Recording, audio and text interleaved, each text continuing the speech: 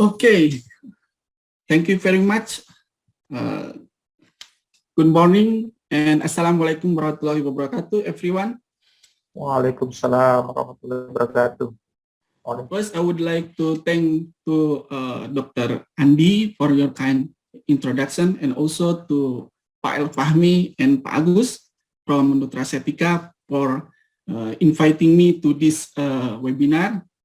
It is a big pleasure for me to be here in this webinar and in the same stage with Professor Ain and Dr. Arif. I think I have met with Professor Ain 5 years ago when she visited chemistry department. So we meet here in online. Okay, at this moment, I would like to present about proton NMR-based metabolomic with the case luwak kopi.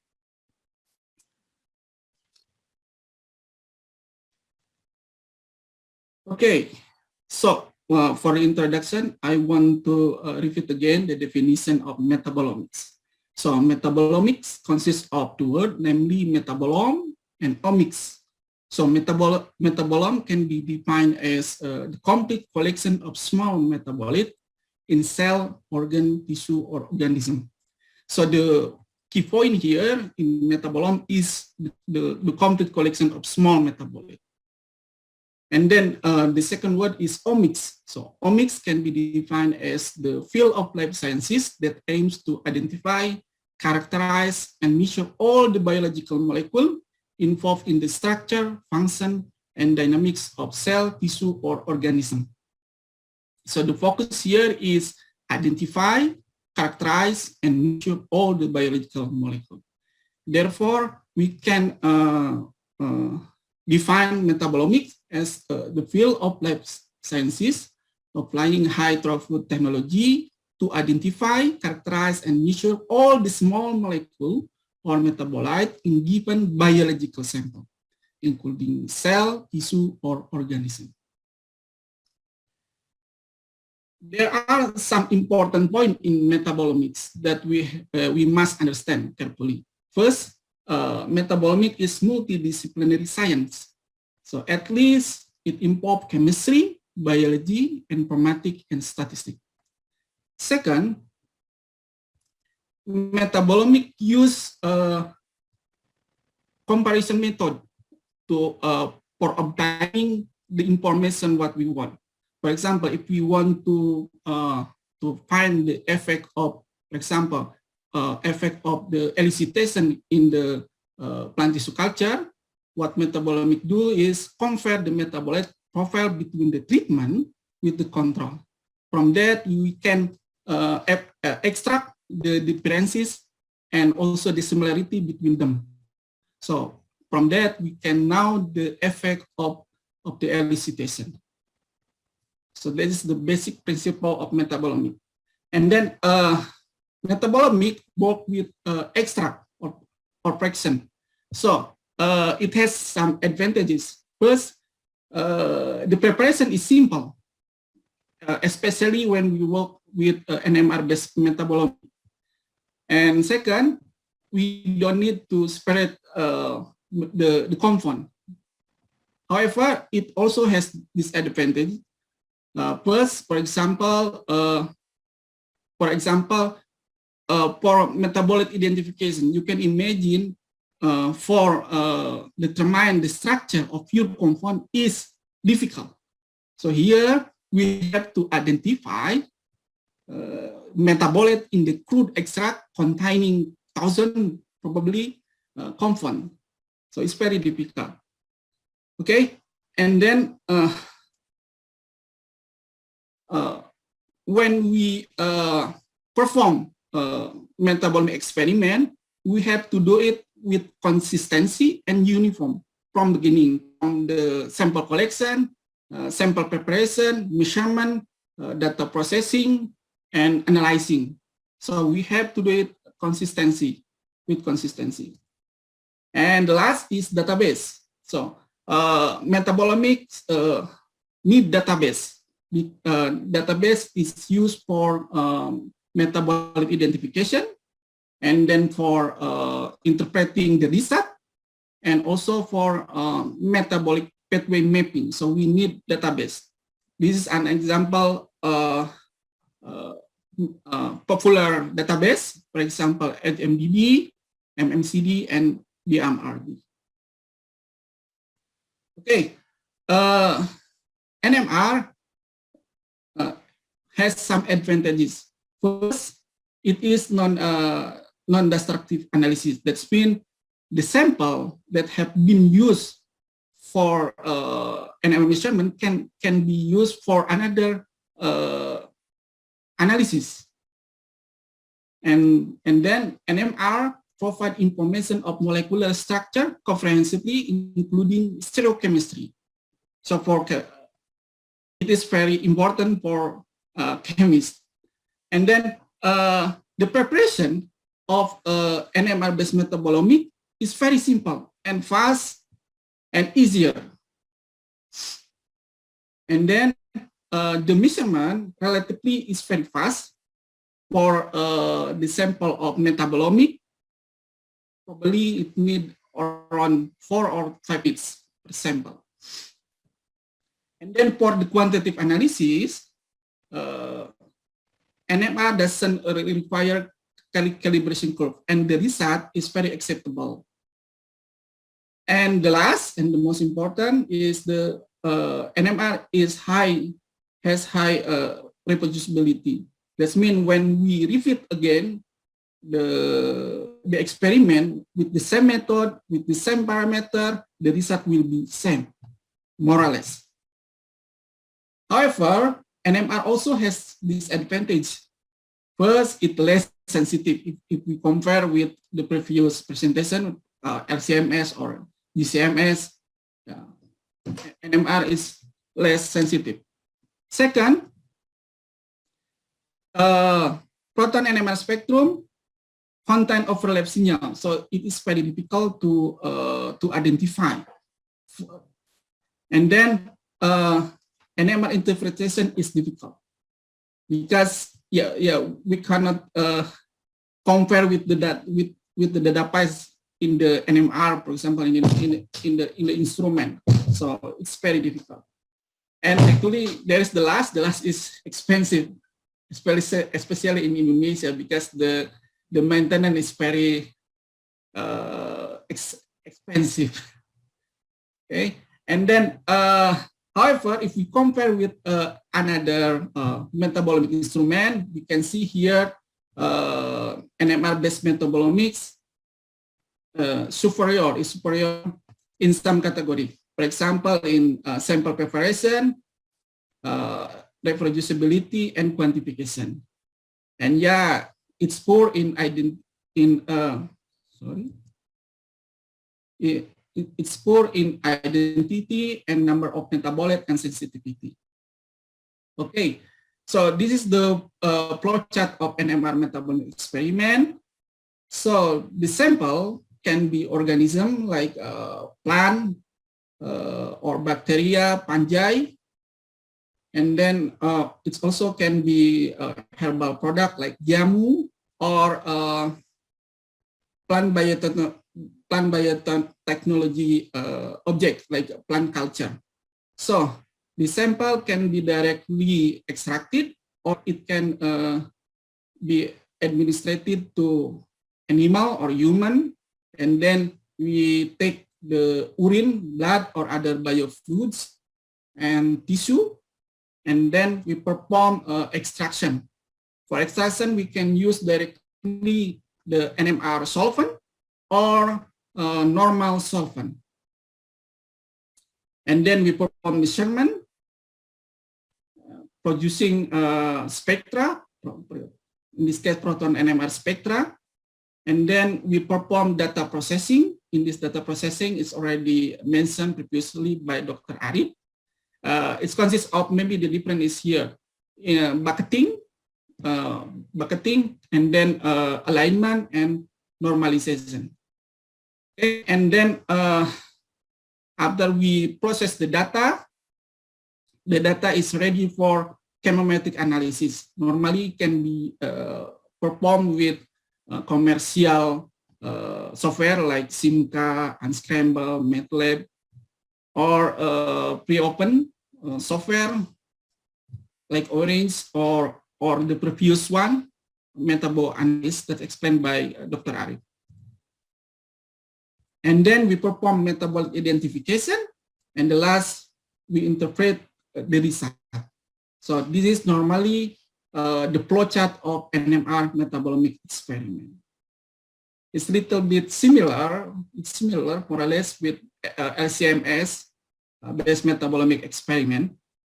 However, the difference is maybe in the beginning here, and also for the identification. Okay. For example, we have perform sample collection. The next step is extraction. The extraction method should consistent and for sure reproducible. And then the selection of solvent should be based on the physicochemical properties of targeted metabolite. So you know there is no single solvent can extract all metabolite. For example, if we work with genomic or proteomic, yeah, most of the gene or proteins can be extract. However, for metabolomic, it's very difficult to extract all metabolites because the polarity is vary. So it's very difficult. So we have to know our target metabolite. At least the polarity of our targeted metabolite. Based on the solvent type, there are two types of extraction for NMR-based metabolomic. First one is indirect extraction. In this technique, we use a regular solvent like normal methanol or water or N-hexane or chloroform. Because we use a regular solvent, we can obtain more abundant metabolites. For example, we don't have to limit the volume of the solvent because it's cheap. So we can obtain more abundant metabolites. So the solvent is dry, for example, with a rotary evaporator. So we get the dry extract, and then the dry extract dissolve in the diuretic solvent. So if we see here, maybe the step for the extraction is too long if we compare with direct extraction. So in the direct extraction, we use the diuretic solvent or NMR solvent. So the solvent can be directly transferred into NMR tube without evaporation process. So that's make the preparation is simpler, easier compared to indirect extraction. However, because if we see the price of the NMR solvent is expensive, so normally people perform the extraction using NMR solvent only 2 milliliter or 5 milliliter. So because you can imagine the price is expensive for Indonesian here. Okay, and then because the volume is limited, so the quantity of extract metabolite is also limited if we compare with indirect extraction. So for example, here the procedure of copy extraction using direct extraction. This procedure is very simple. First, we have the sample around 200 milligram. We put in plastic tube and then mix with 1 milliliter B2O containing TSP. And then the sample was sonicated for 20 minutes and then incubated at 90 degrees Celsius for 30 minutes. And then the sample was still on the water for 10 minutes and then centrifuged at 5,000 RPM for 5 minutes. And then we take around 400 microliter of this supernatant and mix with 100 microliter of phosphate buffer. And then the sample is ready for NMR measurement. So you can see here, the procedure is very simple, easier, and fast. More or less for this procedure, it will take time around 2 hours. And then we're ready for NMR measurement. Okay, so before NMR measurement, we have to make sure that the volume of all samples must be same. Also, we have to use the same NMR tube type for all samples. And then when we perform NMR measurement, we have consistent with the parameter for all samples. So this is an example of the NMR parameter measurement. For example, the acquisition time is 2.72 seconds, and then the relaxation delay is 2 seconds. Number of data point around 64,000. Spectral wide is around 8,000 hertz, and then the number of scan is around 128. So this is an example of NMR measurement parameter. Okay, next. So after we obtain the spectra, we perform data processing and chemometry.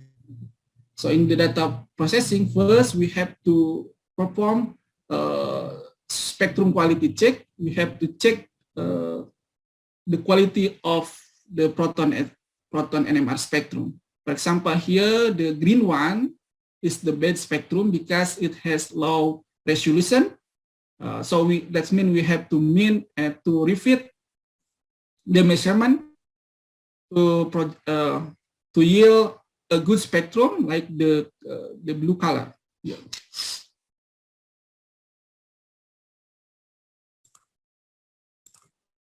Okay, like this one.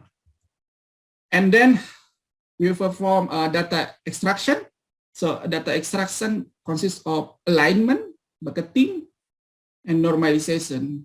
Probably the difference when we do data extraction between NMR and LCMS or GCMS is here.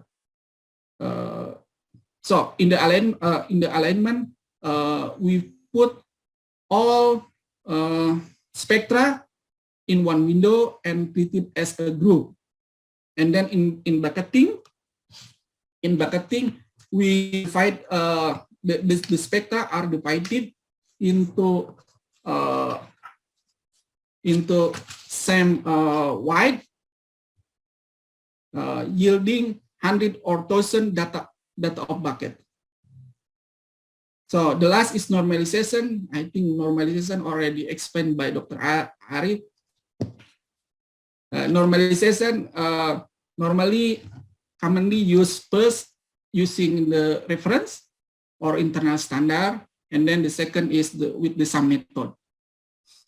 And after that, we have the ready data set. We perform chemometric analysis or data reduction with statistical analysis software. There are two types of data reduction. First one is unsupervised, and second is supervised approach. I think it's already explained clearly by Dr. Arif. Okay, for example, this one is the score plot. So the score plot reveal the similarity and differences within the sample. So if the sample having high similarity, they will close each other. For example, here, so if we see from the first component here, the sample honey here and natural is close each other. That means the profile, metabolic profile, is more or less similar or has higher similarity compared to the weight. Dr. Nizar, only 3 minutes left. Okay, so, okay, I will do it fast. Okay, and this is the loading plot. Okay, the next is metabolic identification. This is the most challenging step. Yeah, you can imagine we have to identify the metabolite in the fruit extract of proton NMR spectrum. Okay, there is some step. First one is we have to detect the fingerprint signal. After that, we can validate the fingerprint signal with 2D NMR technique, including JDSOP, COSI, TOXI, SMBC, and SQC. And then we also can compare the spectrum with reference NMR spectra. And then we also can verify the result with the data in the literature and database. Okay, this is an example how we can apply NMR metabolomic in some research. This is the easy one, namely the comparison study. I think comparison study is the basic metabolomic study. So we compare the metabolite profile. For example, different species, and then different variety or cultivar, or different organ, or different times, or different geographic origin. Okay, so this is Lua copy. So I will demonstrate briefly how NMR-based metabolomic apply for studying Lua copy. So Lua copy, I believe everyone here already know, is the most expensive coffee in the world. So the price for 1 cup of coffee is around $4 until $100. And then the wild Lua coffee is more expensive than the caged Lua coffee. Why? Because the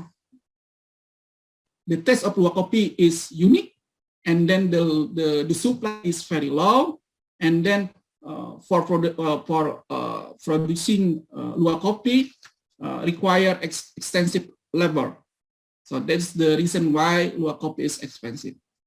However, the study on chemical profile of Lua coffee is still limited in the literature, and also there is no work reporting the anti-diabetic activity of the coffee beans after fermented by dissipated or the Lua. Okay, so here is the procedure, experiment procedure for Lua coffee study. So here we use 3 types of green bean. First one is the wild Lua coffee, and then the second is caged Lua coffee, and the last is the regular coffee as the control.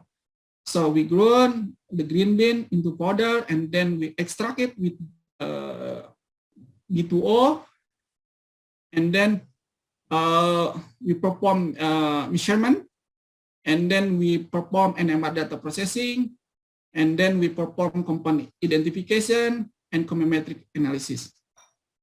So producing chemical profile of Lua coffee. And beside that, we also do extraction using normal solvent, and then we perform two assays, namely antioxidant assay and alpha glucosidase inhibitory activity assay. From that, we will know the anti-diabetic activity. So by combining this information, we hope we can find the bioactive marker. So actually, this paper is already accepted in food chemistry this year. Okay, so this is the spectrum of proton NMR of Lua coffee. So here we can see that we can identify around 70 compounds. And if we see here, the signal belong to caffeine, sucrose, trigonine, and chlorogenic acid were clearly detected in the spectra. That means these compounds are major compounds. And besides that, we also can identify another acidic compound like lactic acid, quinic acid, acetic acid, malic acid, citric acid. And also we can identify 3 amino acids, namely alanine here, asparagine, and GABA. So this identify compound were further confirmed by analysis to the NMR spectra, including GIRISOP, COSI, and TOXI. Okay, so this is the score plot, the result of chemometric analysis. So here we can see in the first component, we can separate between the regular coffee with the luwak coffee. And then in the second component, we see here the cage luwak coffee is separated from white luwak coffee. And then for identifying the metabolite responsible for this characterization, we investigate the loading plot, the corresponding loading plot. So here, for example, we can see cage luwak coffee is characterized with lactic acid, while white luwak coffee is characterized with malic acid and citric acid. And the regular coffee is characterized with sucrose, chlorogenic acid, and caffeine. Okay, so this is the result of alpha glucosidase inhibitory activity assay. So here, the important thing is the white luwak coffee had the highest value of the activity. And then here, according to statistical analysis of Wilson correlation coefficient, we find that malic acid had a positive correlation with alpha glucosidase inhibitory activity of the coffee. And then this is the result of antioxidant assay. So the result more or less similar with the previous one. So while luwak coffee had the best antioxidant activity, and also the malic acid had the positive correlation with antioxidant activity of the coffee. Okay, so this is the conclusion for luwak coffee experiment. So luwak coffee had a unique metabolome, it characterized with higher concentration of malic acid, trigonelline, citric acid, and lactic acid, and also characterized with lower content of caffeine, sucrose, and chlorogenic acid. And we find here that luwak coffee has a better potential as functional food than the regular coffee, because it has the anti-diabetic activity is better than the regular one.